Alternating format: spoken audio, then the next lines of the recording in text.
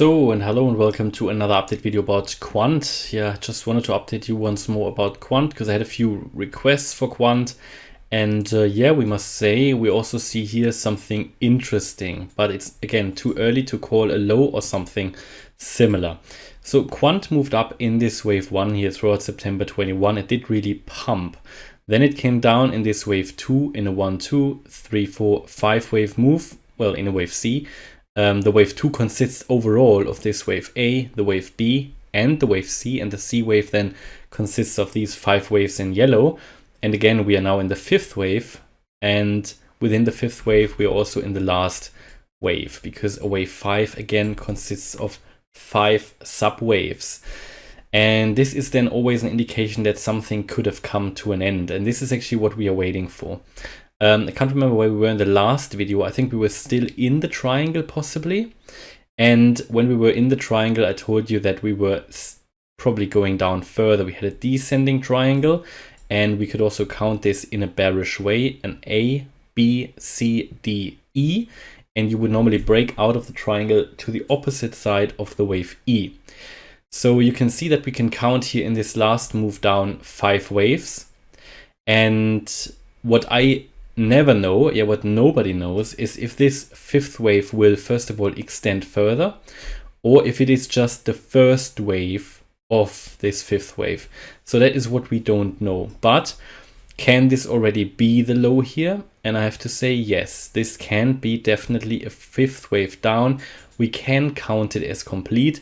There is at the moment though no guarantee that the downtrend is complete, and we just have to be a bit patient and wait for the next few days if they tell us already that we are seeing here a trend reversal. For now, it's starting to look interesting because from the low, which was here just below the 88.7% Fibonacci level, from the low, we've already moved up nearly 50%. Yeah, and this yellow box that you can see here is the area between the 88.7 and the 78.6% Fibonacci retracement level. It is the area where you would normally expect such a cryptocurrency like Quant in this case, in this higher level wave 2, to turn around and go back into an uptrend. So for now, it is starting to turn around, but it's too early to confirm that. It just is too early.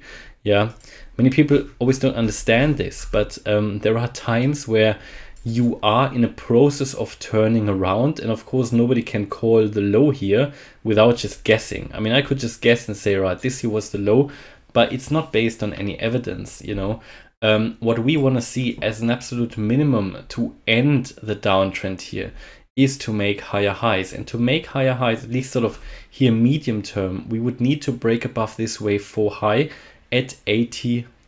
Yeah, until then, theoretically, we can still move down further, absolutely, and can still make another lower low. But this here would be important in the sense that, yeah, we need to break higher from here. We go back in the triangle, move above it, and then you have the wave 4 high here, and we need to move above it, retest it as support, and then start from here. Then also we would move out here of the 78.6% Fibonacci retracement level, a very important Fibonacci retracement level at $92. That is also the next key level we would need to get above. So we've got here this wave 4 high at around $80 and then 92. So it's overall looking, or starting to look, quite interesting. I mean, I'm now on the 1 hour chart, and we can see that it did potentially turn around, and we can count this here as, you know, maybe a 1, 2, maybe another 1, 2, and then the uptrend is starting here in an impulsive wave up. Yeah, so could possibly count this here again, have a series of 1, 2s here, maybe as well, a 1, 2, then a 3, a 4, yeah, in some kind of a diagonal pattern, then the 5. And this here might be the wave 5. So we might have finished here this first little uptrend, this first impulse, and we might now get into an ABC correction down. It is a bit too early to say that, because there are also, I don't know if you've seen the Bitcoin video or Ethereum video, there are at the moment various ways of how you can count this. Yeah, there are various ways to count this. Different kinds of Elliott wave counts are possible here.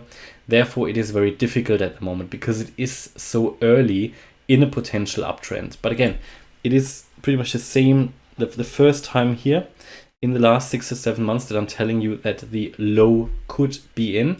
This is not a confirmation yet that it can be in. To further bolster that argument and support that argument, first, we need to move here above. In yellow, what you can see is the 20-day moving average. This is at $57. Need to get above that. Then here the support line, which is actually now resistance, $60. Then that very important level at 80. So you have quite a lot of work to do here to move higher. And in every stage, it will reduce downside potential, because every stage that you go higher and you retest it for support, you will actually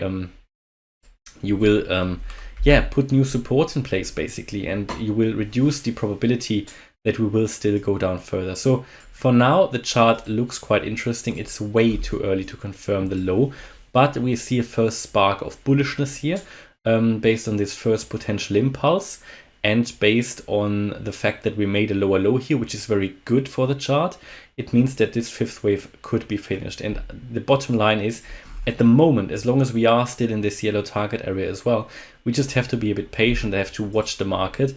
This could develop to something, and I can tell you, as soon as we get back into this triangle and get above this $60 level, I think further upside potential is there. Yeah.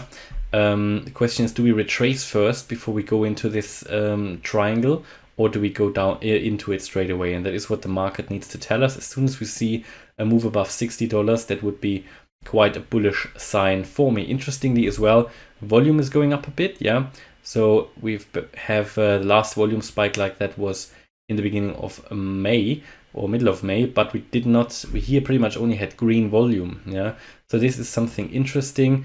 We can also see the indicators currently turning up, and also here on the daily, we might actually see a bullish crossover on the ADX, the RSI nearly in the bullish range above 50. This is worth observing. The MACD has turned bullish on the daily.